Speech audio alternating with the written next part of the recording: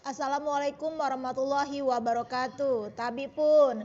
Selamat sore Tribuners semua di rumah. Jumpa lagi dengan saya Gustina Asmara seperti biasa dalam program Smart Woman. Nah, Smart Woman mengulas sosok-sosok perempuan inspiratif dan juga berprestasi di Provinsi Lampung. Kali ini narasumber kita adalah penyair seorang perempuan di Provinsi Lampung, yaitu Mbak Inggit Putria Marga. Nah, kita sudah tersambung dengan Mbak Inggit dari rumahnya. Kita akan sapa dulu Tribuners, Mbak Inggit. Hai Mbak. Hai Mbak Inggit. Kedengaran suara saya? Halo Mbak Tina. Hai Mbak Tina. Oh oke. Kedengeran Mbak? Ya kedengaran. Agak putus-putus ya suara Mbak Inggit. Ya kedengeran. Oh oke. Gimana kabarnya Mbak? Sehat? Iya ini nggak tahu nih kenapa nih putus-putus. Oh ya itu jelas. Sehat. Baik-baik saja. Tetap semangat. Aktivitasnya apa nih Mbak sekarang? Ya. Agak nge-lag ya. Sekarang ya lebih banyak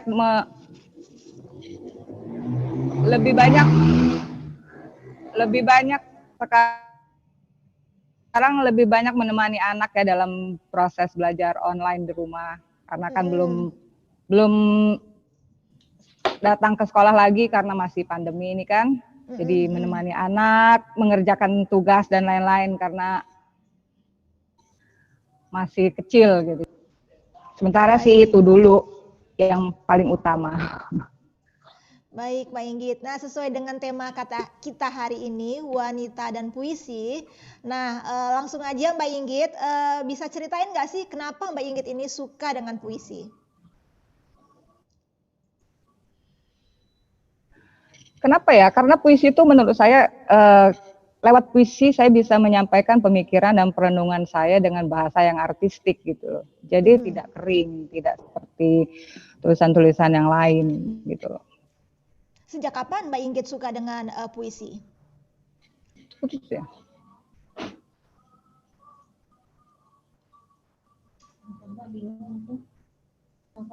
Sejak kapan Mbak Inggit suka dengan puisi, Mbak? Putus-putus.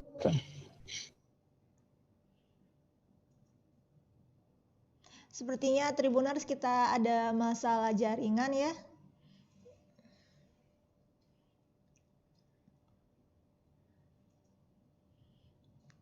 Kita coba tunggu sebentar narasumber kita.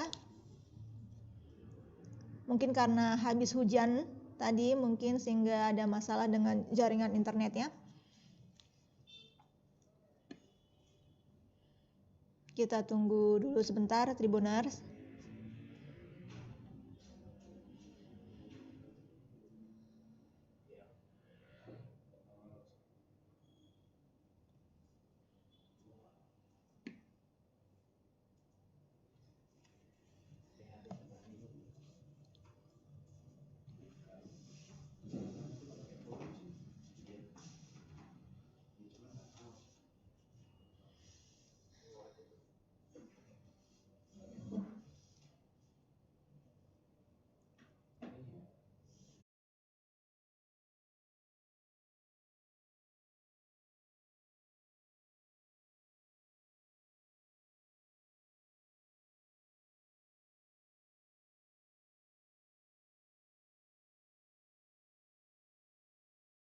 List saya coba list dulu Mbak, list dulu.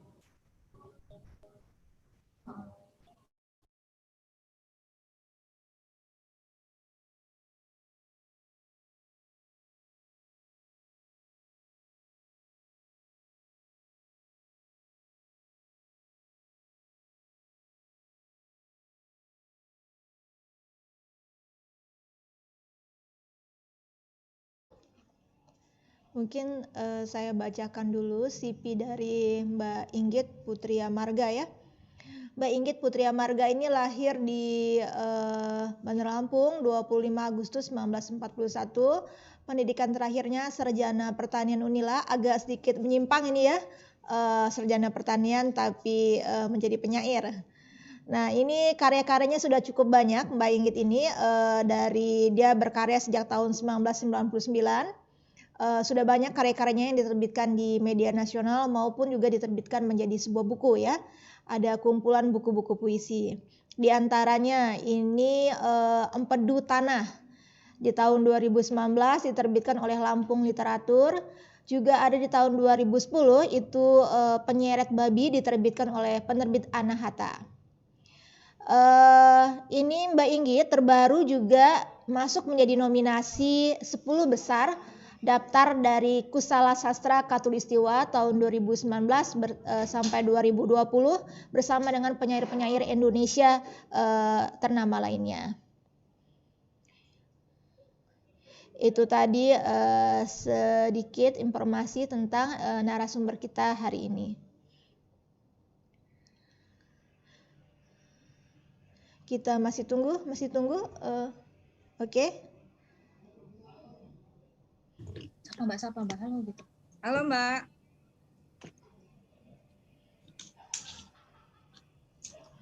Halo.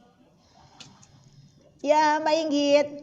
Ya, sorry tadi sinyalnya terputus. Ya nggak apa-apa, biasa ini karena kalau live ini memang kadang-kadang ada sedikit error dengan jaringan ya.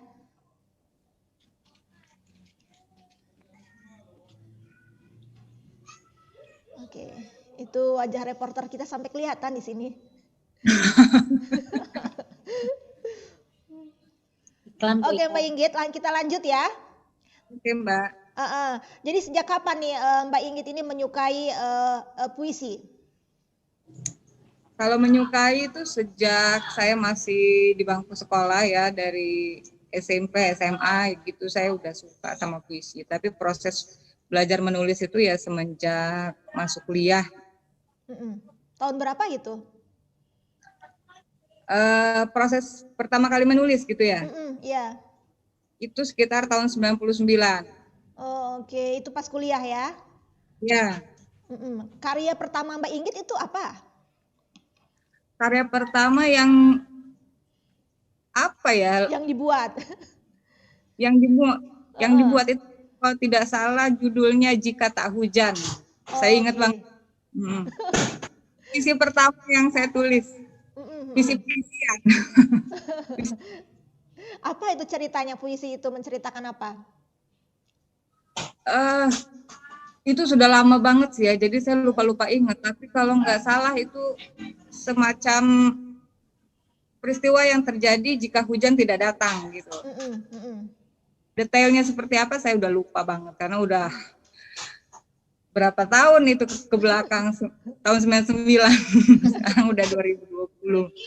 Oke. Total berapa karya Mbak Inggit?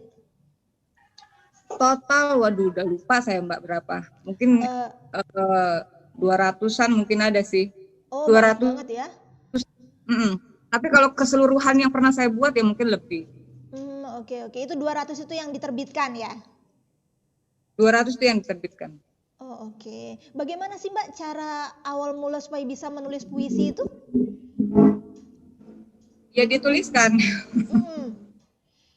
Ya kalau awal mula saya menulis gitu ya, bagaimana? Yang pertama saya mendapatkan ide dulu yang jelas itu ya.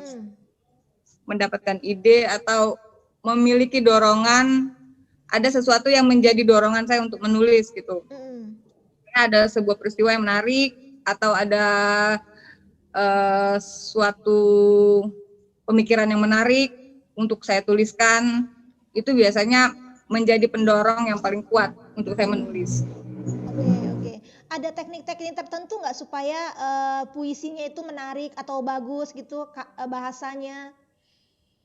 Yang pasti harus latihan terus. Latihan itu tujuannya supaya kita semakin lentur gitu dalam menggunakan perangkat-perangkat puisi. Karena untuk menulis puisi itu ada perangkat-perangkatnya, ada unsur fisik dan unsur batinnya. Dan itu dengan latihan terus-menerus tanpa henti, kita akan menjadi semakin akrab dengan perangkat-perangkat maupun unsur-unsur yang membangun sebuah puisi. Yang latihan terus. Bisa ceritain Mbak perangkat-perangkat yang tadi itu, sebagai misalnya ada seseorang yang belum masih penyair muda gitu kan ya, pemula gitu. Nah supaya dia bisa mengasah hasil karya supaya lebih baik itu seperti apa? Ya, yang pasti harus belajar bahasa ya, ilmu Mm-mm, bahasa itu. Kalau perangkat-perangkat puisi itu kan ada namanya rima, gaya mm-mm, bahasa, mm-mm, citraan. mm-mm, Itu harus dipelajari terus-menerus gitu. Harus mm-mm, mm-mm, mempelajarinya tentu saja dengan mempraktekkannya dalam bentuk tulisan. mm-mm. Oke, Mbak Inggit sendiri dalam membuat puisi ada inspirasinya nggak? Sumber Inspirasi banyak. inspirasinya? Eh, Inspirasinya ini dalam wujud apa ini? Ya, Manusia atau ya apa? harus misalnya harus berpergian dahulu ke alam sehingga menimbulkan ide-ide gitu atau bagaimana? Kalau saya sih nggak ada yang khusus ya. Mm-mm, Tapi kebanyakan kalau saya inspirasi itu datang dari apa yang saya baca atau apa yang mm-mm, saya dengar atau apa yang saya lihat. mm-mm. Kebanyakan sih dari apa yang saya baca. Oh gitu. Kalau pengalaman-pengalaman kehidupan sehari-hari itu menjadi sumber inspirasi juga nggak? Pasti. Apa yang terjadi di sekitar saya, apa yang terjadi di negara ini, apa yang terjadi di dunia, itu kan pasti mempengaruhi saya juga, mempengaruhi pemikiran, mempengaruhi bawah sadar, kan itu pasti sedikit banyaknya mempengaruhi. Oke. Terus kebanyakan puisi Mbak Ingrid ini bercerita tentang apa? Macam-macam sih Mbak, Mm-mm, ya macam-macam. Kalau kayak di kumpulan puisi saya yang pertama itu kebanyakan saya memang mengangkat tema-tema alam dan spiritualitas. mm-mm, Tuh. Di kumpulan puisi saya yang kedua, saya banyak mengeksplorasi tentang relation, hubungan-hubungan yang hancur. mm-mm, Hubungan-hubungan yang hancur, bagaimana setiap person itu merespon hubungan-hubungannya yang hancur. Itu kan berbeda-beda gitu, cara mm-mm, manusia merespon hal-hal buruk yang terjadi pada dirinya, mm-mm. merespon hubungan-hubungan yang hancur di dalam dirinya, baik hancur hubungan yang hancur dengan kekasih, hubungan yang hancur dengan Tuhan misalnya. Mm-mm. Itu yang banyak saya eksplor di kumpulan puisi saya yang kedua. Oh, oke. Ini kan kalau kita lihat dari perjalanan Mbak Inggit, ini kan Mbak Inggit membuat puisi sejak kuliah ya, Mbak berarti masih gadis ya, sampai sudah menikah dan memiliki anak. Nah, itu ada perubahan nggak tema-tema puisinya? Mungkin kalau masih gadis kan banyak soal percintaan mungkin atau apa gitu.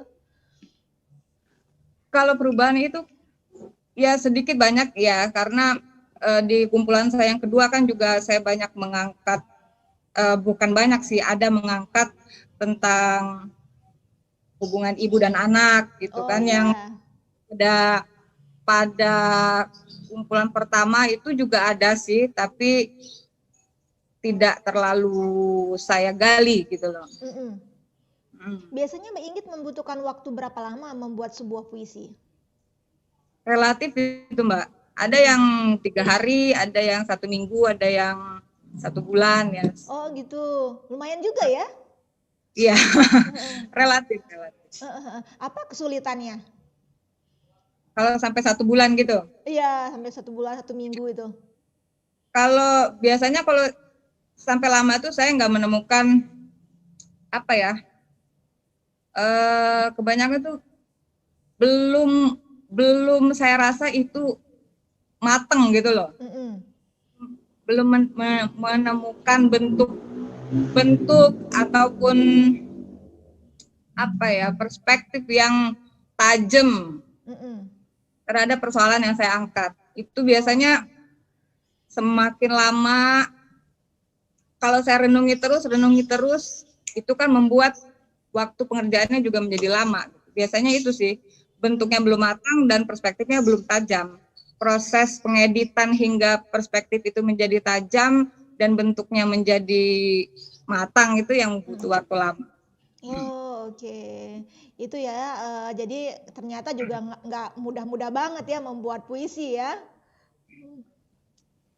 Ya bagi saya sulit sih, Oh, bagi saya. Apalagi untuk penyair muda ya Mbak ya, yang Tapi pemula. menulis terus, ya ditulis saja. Nanti juga lama-lama apa yang sulit itu ya mungkin akan menjadi lebih sulit. Bukan lebih mudah ya. Ya, Oke. Artinya bisa kita simpulkan bahwa perjalanan hidup juga mempengaruhi ya tema-tema yang Mbak Inggit ambil ya. pasti dong Mbak, pasti. Oh, oke. Terus Mbak, berapa panjang sih puisi yang bagus itu, atau tidak ada batasannya?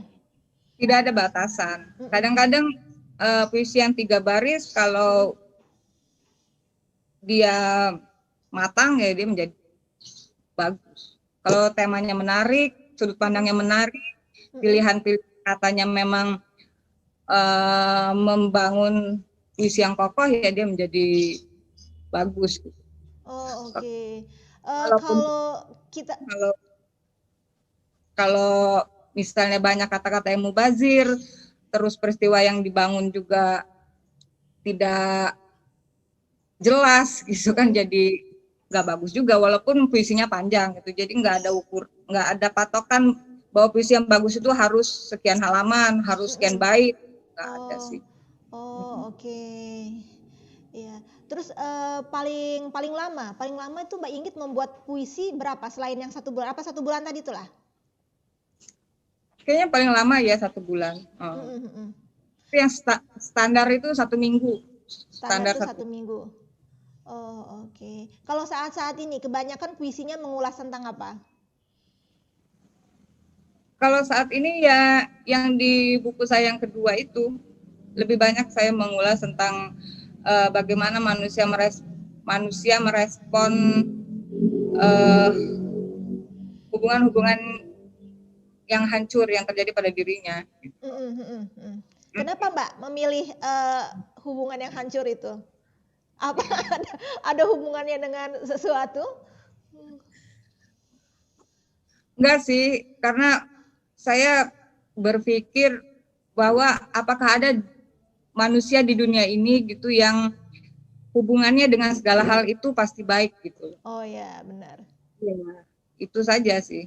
Karena saya berpikir pasti ada satu sisi hubungannya yang juga hancur gitu. Misalnya dia bagus hubungannya dengan sesama manusia, tapi apakah hubungan dia dengan dirinya sendiri itu bagus? Kan belum tentu. Hubungan dengan teman bagus, tapi apakah hubungannya dengan orang tuanya juga bagus? Kan belum tentu juga. Saya kira semuanya pasti memiliki satu hubungan yang hancur dalam hidupnya. Satu atau lebih. Apakah tema-tema seperti ini banyak disukai ya Mbak? Waduh, kalau masalah disukai atau nggak disukai itu bukan menjadi kuasa saya. Yang jelas itu buat saya menarik. Maka saya nggak pernah memikirkan saya menulis sesuatu yang bakal disukai orang lain. Itu karena itu sudah di luar kuasa saya gitu loh. Artinya itu benar-benar murni dari hatinya Mbak Inggit ya? Iya, dari dorongan dari dalam diri saya sendiri untuk merenung. Terus Mbak Inggit, kalau kita lihat background Mbak Inggit kan sarjana pertanian ya? Iya, betul. Agak sedikit menyimpang menjadi penyair. Itu kenapa? Kalau dilihat menyimpang ya mungkin menyimpang, tapi kalau sebenarnya background saya dari Fakultas Pertanian itu cukup banyak mempengaruhi diri saya dalam tema-tema puisi-puisi saya sih. Kan saya jadi melihat, misalnya saya melihat bunga matahari gitu kan. Saya tahu bagaimana perkembangan dia dari benih sampai menjadi tumbuhan yang besar dan berbunga gitu kan. Saya tahu detail-detailnya. Karena saya mempelajari proses budidayanya gitu kan. Itu kan cukup memberikan keuntungan bagi saya dalam menulis puisi juga gitu. Oh iya, berarti membuat puisi ini juga butuh pendalaman ya, Mbak, butuh menganalisa juga ya? Pasti dong, kita harus merenungi, merefleksikan, mengamati gitu. Jadi nggak cuma nggak cuman menghayal gitu aja, enggak. Kalau saya ya, karena setiap penyair memiliki proses yang berbeda-beda. Oh, oke. Kalau Mbak Inggit kalau membuat puisi itu butuh suasana tertentu nggak? Misalnya harus tenang, harus bagaimana gitu? Kalau saya pribadi ya saya butuh situasi yang tenang, yang tidak ada orang, karena saya orangnya mudah pecah konsentrasi. Jadi kalau ada gangguan sedikit saya langsung hilang, fokus saya langsung hilang. Jadi mau nggak mau, memang saya sangat membutuhkan situasi yang tenang, yang rileks, yang hening gitu. Biasanya itu di mana? Di rumah atau di luar rumah? Di rumah saya, di rumah. Ada jam-jam khusus mesti malam hari kah atau enggak mesti ya? Enggak mesti sih, itu relatif aja. Kayak sekarang kan anak saya 24 jam ada di rumah kan. Jadi kalau waktu dia masih sekolah itu saya biasanya nulis setelah dia pergi sekolah sampai dia pulang sekolah itu saya menulis. Gitu. Kalau sekarang kan tidak bisa. Jadi setelah dia tidur malam saya baru mulai latihan menulis. Gitu. Jadi tidak ada jadwal yang khusus. Tapi memang harus saya rebut waktu itu, karena kalau enggak ya nggak bakal ada waktunya. Oh iya benar-benar. Mungkin membuat puisi sama seperti penulis ya Mbak, harus konsisten kah? Ya harus dong. Harus produktif. Semuanya kan gitu. harus konsisten. Ya, kalau nggak dilatih terus nanti kan ketika mau menulis lagi kita kaku, kan gitu. Semuanya kan juga. Kita mau menjahit bisa menjahit baju aja kalau nggak dilatih terus kan skillnya nggak naik-naik juga. Jadi menulis juga harus terus-menerus.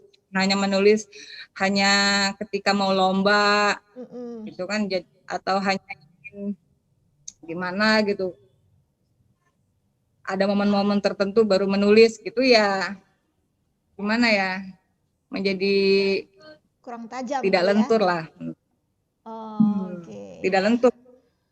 Dari ratusan karya puisi Mbak Inggit itu mana yang paling menurut Mbak Inggit yang paling berkesan? Kalau yang ditanya berkesan banyak sih Mbak ya. Rata-rata saya suka gitu sama puisi saya. Narsis banget ya. Kalau satu aja yang kalau paling salah berkesan. satunya ya salah satunya adalah Penyeret Babi. Penyeret Babi itu ada di kumpulan puisi saya yang pertama dan menjadi judul kumpulan puisi saya yang pertama. Itu menceritakan soal apa? Itu menceritakan seseorang yang kemana-mana sambil menyeret-nyeret babi gitu loh, kemana-mana. Tapi sesungguhnya kenapa itu berkesan untuk saya? Karena pada puisi yang Penyeret Babi itu saya merasa perubahan yang cukup yang cukup jelas gitu loh dari bentuk puisi saya sebelumnya ke bentuk puisi yang berikutnya. Itulah yang seperti menjadi penanda gitu perubahan karya saya. Tahun kapan itu yang membuat tahun berapa ya lupa saya, 2009 atau 2010 gitu.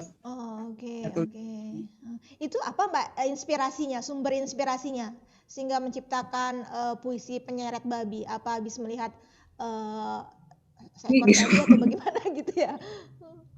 Iya, saya kira babi itu kan agak unik ya. Di satu sisi dia dianggap simbol dari kemalasan gitu kan, simbol kerakusan, simbol kebodohan, simbol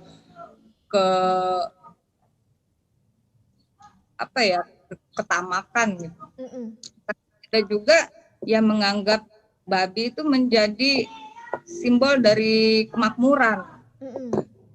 Kenapa babi itu jadi bentuk celengan dan kenapa namanya itu celeng gitu kan? Jadi babi itu saya kira makhluk yang cukup unik juga. Dipilih dia menjadi objek di puisi saya itu karena salah satunya itu. Sehingga ketika dituliskan dia menjadi multitafsir gitu. Mm-mm. Oh, oke. Oke, saya bisa pahami bahwa ternyata untuk membuat satu puisi itu juga ternyata butuh pendalaman ya. Nggak asal menuliskan saja ya. Nggak asal jatuh cinta nulis puisi gitu ya. Iya, seperti anak muda zaman sekarang kan lagi sendu membuat puisinya sendu gitu kan. Lagi jatuh cinta buat puisinya jatuh cinta gitu kan. Ya kalau buat awal-awal nggak apa-apa, cuman semakin lama ya mesti semakin meningkat lah. Oke, Mbak Inggit. Kalau di Lampung ini kayaknya penyair wanita belum terlalu banyak ya? Ya nggak sih? Kalau dari kuantitas iya.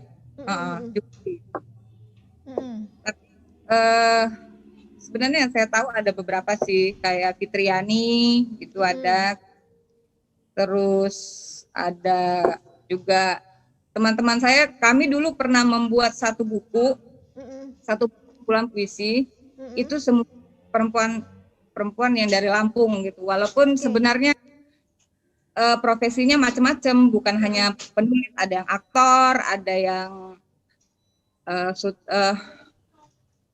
aktivis dongeng gitu kayak Iin Mutmainah gitu. Nah, itu kami membuat satu buku kumpulan puisi sama-sama. Kami bertujuh waktu itu. Oh, oke. Kapan pertama kali karya Mbak Inggit ini diterbitkan dalam bentuk buku? Kalau diterbitkan dalam bentuk buku itu tahun 2010. Oh, oke. Udah berapa banyak yang diterbitkan dalam bentuk buku? Kalau antologi tunggal 2. Maksudnya antologi tunggal itu buku saya yang hanya berisi karya saya gitu ya. Itu kalau antologi bersama-sama ya sudah ada beberapa sih. Antologi bersama-sama maksudnya dalam satu buku itu ada beberapa penulis gitu. Oke. Yang tadi antologi yang tunggal tadi dalam satu bukunya berapa banyak karyanya, Mbak? Kalau yang Penyeret Babi sekitar 70-an puisi. Oke. Buku pertama. Kalau yang di Empedu Tanah buku kedua itu 30. Itu diterbitkan penerbit kita di Lampung atau penerbit yang di nasional? Kalau cetakan pertamanya diterbitkan oleh penerbit kita di Lampung. Kalau Empedu Tanah diterbitkan Lampung Literatur. Lampung Literatur divisi penerbitan dari Komunitas Berkat Yakin. Oh, oke. Itu kita kalau misalnya masyarakat Lampung ingin membeli buku itu di mana, Mbak? Kalau untuk yang cetakan pertama,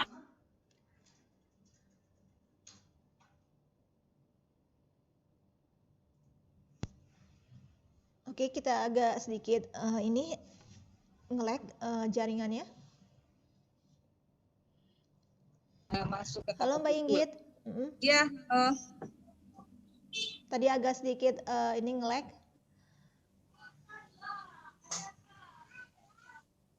Oke, suaranya putus. Halo Mbak. Ya, oke Mbak, terus. Ya. Kalau tadi yang soal di mana bisa dibeli gitu ya bukunya ya. Kalau untuk Empedu Tanah cetakan pertama itu kebetulan sudah habis karena kemarin dicetak dalam jumlah terbatas, tapi sekarang sedang dalam proses cetakan kedua. Mudah-mudahan 2021 itu sudah bisa disebarkan kembali bukunya. Oke, oh ya Mbak Inggit baru-baru ini masuk nominasi 10 besar Kusala Sastra Katulistiwa ya Mbak ya? Iya. Bisa ceritakan nggak Mbak soal itu? Membuat puisi apa, tentang apa? Apa sih mungkin Kusala Sastra Katulistiwa itu? Kusala Sastra Katulistiwa itu adalah penghargaan untuk buku-buku puisi dan prosa yang terbit dalam 1 tahun terakhir. Gitu. Jadi itu ada beberapa step. Yang pertama adalah 10 besar, kemudian 5 besar, baru dipilih 1 yang terbaik gitu loh. Jadi buku ini khusus untuk buku, penghargaan untuk buku puisi dan prosa. Oh, makanya tadi buku yang Penyeret Babi atau yang mana Mbak yang masuk? Kalau Penyeret Babi tahun 2010 juga masuk 5 besar Katulistiwa. Dulu namanya Katulistiwa Literary Award, sekarang Kusala Sastra Katulistiwa.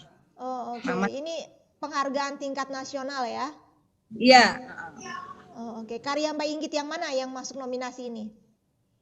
Iya, yang penyeret babi, buku Mm-mm. pertama saya juga masuk dulu tahun 2010. Sekarang yang kedua Empedu Tanah juga masuk. Oh, Mas oke. 10 besar. Kalau Heeh. masuk 10 besar, kalau penyeret babi dulu berhenti di 5 besar. Oh, oke, ini masih seleksi lagi ya? Masih seleksi lagi karena yang baru keluar kan baru 10 besar.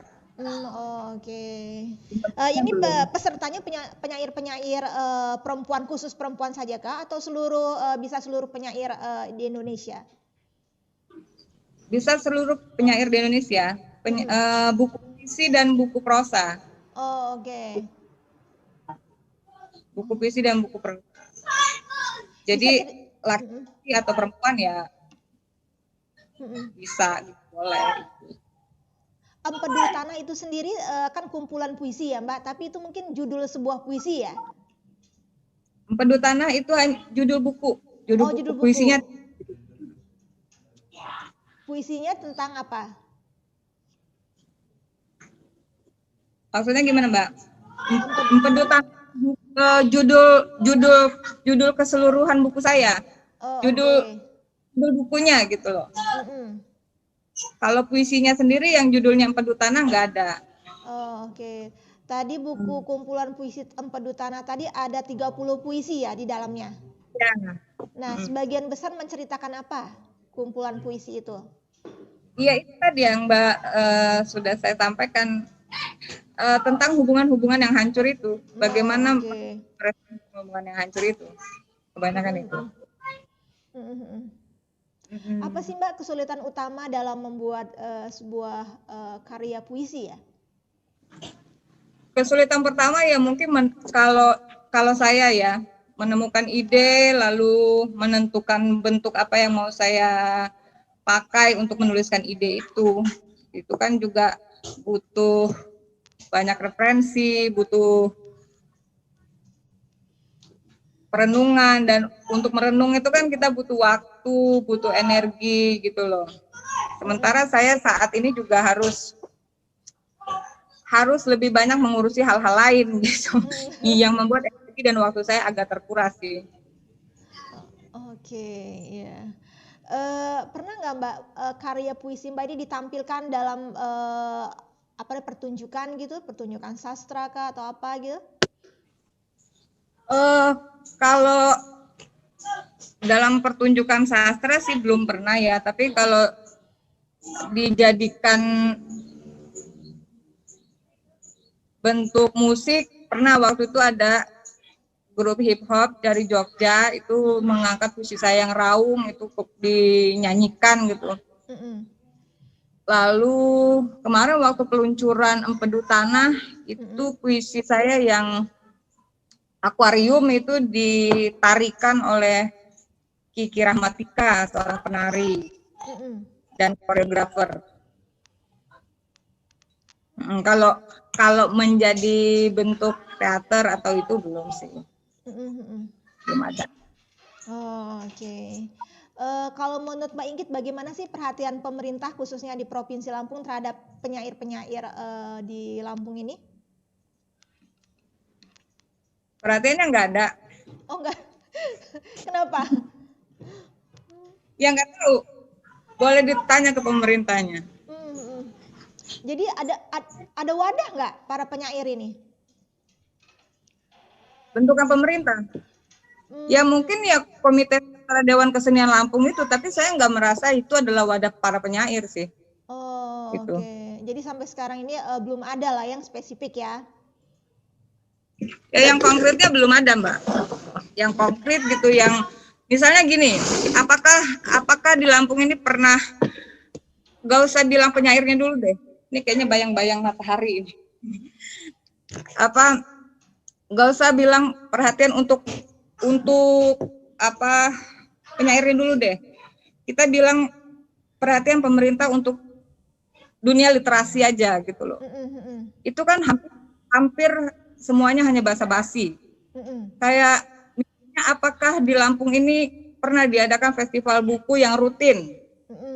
Terus seberapa banyak orang-orang pemerintahan atau yang berkepentingan ya, yang hadir dalam setiap diskusi-diskusi sastra, gitu loh. Apakah pernah memikirkan juga membantu memikirkan bagaimana mendistribusikan karya-karya yang diterbitkan oleh penerbit-penerbit lokal?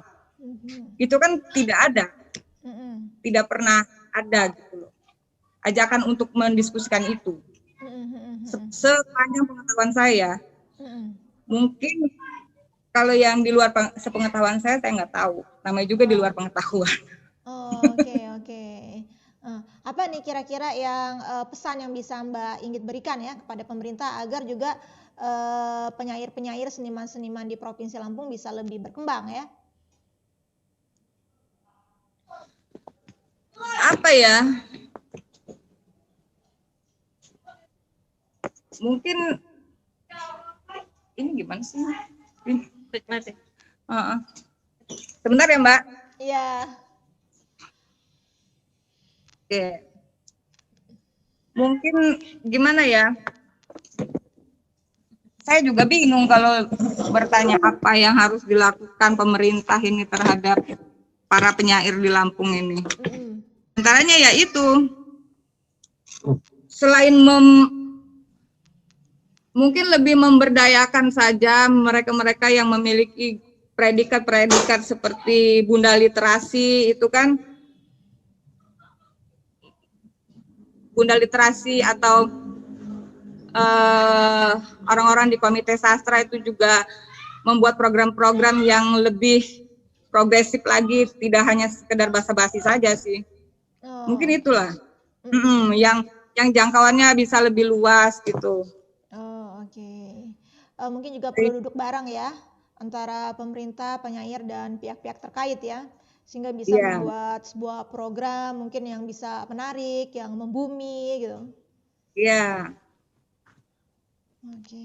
Mbak Inggit suaminya juga seorang penyair atau bukan? Kenapa Mbak? Suami Mbak Inggit penyair juga kah? Kalau suami saya itu dia aktor, pemain teater. Oh, oke. Terus dia pengacara. Oh, oke. Jadi adakah kontribusi pemikiran mungkin terhadap karya-karya Mbak Inggit? Sering ya, saya sama suami saya sering berdiskusi gitu, berdiskusi banyak hal. Ya tidak hanya soal sastra saja, tapi saya sering mendengar dia bicara tentang hukum, bicara tentang filsafat gitu kan, itu juga cukup banyak menambah wawasan saya sih hasil berdiskusi dengan suami itu. Oh, oke. Jadi ini ya sedikit banyak memberikan kontribusi ya terhadap karya-karya yang Mbak Inggit ciptakan ya. Oh, oke. Terus boleh tahu nggak biasanya waktu luangnya Mbak Inggit ini gunakan untuk apa selain membuat puisi? Waktu luang ya biasanya saya pakai untuk membaca atau teman-teman ngobrol ya gitu-gitu aja, biasa-biasa aja Mbak. Nggak ada sesuatu yang berbeda gitu dengan ibu-ibu pada umumnya. Oke. Apa membaca hobi Mbak Inggit? Ya Mbak. Membaca itu termasuk hobi Mbak Inggit? Kebutuhan sih, bukan hobi ya. Oh, kebutuhan. Oke. Berarti itu bukan hobi ya? Bukan. Primer itu. Kebutuhan primer. Itu mungkin juga ya salah satu tips ya bagi penyair-penyair pemula ya, kalau ingin menciptakan sebuah karya puisi juga harus banyak membaca ya, sehingga lebih lentur, lebih mengalir karya-karyanya ya, tulisannya gitu ya. Ya, betul. Selain juga tetap harus belajar bahasa, mempraktekkan teknik menulis ke dalam bentuk tulisan gitu. Jadi nggak cuma baca teori menulis, tapi juga mempraktekkannya dalam bentuk tulisan. Itu sih yang paling penting. Mbak Inggit sendiri ada penyair favorit? Penyair favorit banyak. Banyak penyair favorit. Kalau di Indonesia ini di Lampung dulu deh ya. Di Lampung penyair favorit saya Arif Haluta Barat, Swadi Pratama. Terus kalau di Indonesia ini kayak Joko Pinurbo, itu favorit saya. Mm-mm. Afrizal Mauna, lalu Heru Joni Putra itu favorit saya. Terus kalau yang internasional mungkin seperti Octavio Paz, Matsuo Baso, ya cukup banyak sih favorit saya, Mbak. Oh, oke. Mbak Inggit sendiri pernah terlibat dalam event atau acara penyair-penyair internasional gitu? Ya beberapa kali aja sih, nggak terlalu sering, beberapa kali aja. Kemana Ya saja? kayak waktu kalau 2009 itu di Ubud Readers and Writers Festival itu di Mm-mm. Bali, di Ubud, Oke. itu festival sastra internasional gitu. Jadi Mm-mm. banyak penulis-penulis selain dari Indonesia juga dari beberapa negara yang hadir mengisi acara. Terus pernah juga ikut festival lagu antar bangsa di Pangkor di Malaysia. Mm-mm. Ya itulah, dan beberapa yang lainnya gitu. Oh, oke, keren banget ya. Nah, menurut Mbak Inggit, apa sih kunci sukses Mbak Inggit sehingga bisa konsisten dalam menciptakan karya puisi? Kunci sukses ya apa ya, yang pertama kita harus tahu dulu kenapa kita menulis puisi. Mm-mm. Kalau tujuan kita itu kita belum tahu, ya kita akan gamang gitu di sepanjang perjalanan menulis ini, kita akan gamang. Kalau misalnya menulis puisi itu niatnya untuk cari duit, ya nanti ketemu tempat lain yang menghasilkan duit lebih banyak, akan ditinggalkan gitu kan. Kalau kita mau tenar karena menulis puisi, nanti ada bidang lain yang bisa membuat kita cepat tenar, puisi akan ditinggalkan. Jadi kalau saya sendiri dari dulu yang selalu saya ingat, setiap kali saya misalnya seperti lelah gitu menulis, saya akan selalu ingat apa motivasi saya pertama kali dulu menulis. Saya menulis puisi karena saya ingin menulis puisi, gitu. Jadi ketika saya ingat motivasi pertama itu, saya akan bergairah lagi. Saya akan mencari lagi medan-medan mana yang harus saya eksplorasi. Itu sih kalau saya. Oke, tadi ya, itu tadi ya kunci suksesnya ya. Nah, mungkin Mbak Inggit bisa berikan tips-tips sukses membuat sebuah puisi, khususnya bagi penyair pemula ya Mbak, biar semangat ya. Oh ya, tips-tipsnya itu ya, yang pertama harus tetap menulis, mempelajari ilmu bahasa, menambah wawasan, peka terhadap apa yang terjadi di sekitar kita, itu sih. Oke. Empat aja dulu tipsnya. Empat itu tips dari Mbak Inggit ya. Harus dicoba ya Tribuners. Kira-kira tips yang diberikan Mbak Inggit ini pastinya bisa membuat tulisan puisinya semakin mengalir ya. Mudah-mudahan. Terakhir Mbak Inggit, bisa bacakan salah satu puisi Mbak Inggit untuk Tribuners di rumah nih. Waduh, mohon maaf saya lagi nggak bawa bukunya, Mbak. Oke, nggak ada yang paling paling diingat. Yang paling diingat ya? Apa ya? Ada sih. Judulnya Karena Air. Oke. Ya, ini saya tulis tahun 2005. Puisi ini juga saya letakkan atau saya cantumkan pada undangan pernikahan saya. Cie. Pastinya berkesan banget itu. Bisa dong Mbak dibacain sedikit isi puisinya? Ya, jadi kata-katanya tuh dalam secangkir teh, sukma daun dan tubuh gula berjumpa. Larut dalam prasangka, tak bisa lagi mendua. Ya, itulah kira-kira. Kalimatnya menarik banget ya. Iya, itu menceritakan penyatuan. Nggak perlu lah saya tafsirin sendiri dong. Oke, itu tadi ada lagi Mbak Inggit yang ingin disampaikan pesan-pesan kepada Tribuners di rumah? Ya, pokoknya tetap menulis, Mm-mm. tetap belajar terus, berlatih terus menulis puisi, perluas wawasan, peka terhadap lingkungan, ya itu dulu deh pokoknya yang dimaksimalkan.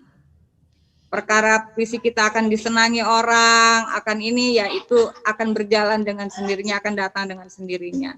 Fokusnya adalah berlatih, menulis sampai puisi kita bagus. Itu aja dulu yang difokusin. Yang lain-lainnya itu akan datang dengan sendirinya kok nanti, gitu loh. Ya nggak Mbak? Iya kayaknya. Menyelam sambil minum air. Sama seperti saya, kalau ingin membuat tulisan yang bagus harus sering banyak belajar, membaca, dan terus berlatih ya. Percaya. Baik Mbak Inggit, terima kasih banyak atas sharingnya, bincang-bincang kita hari ini.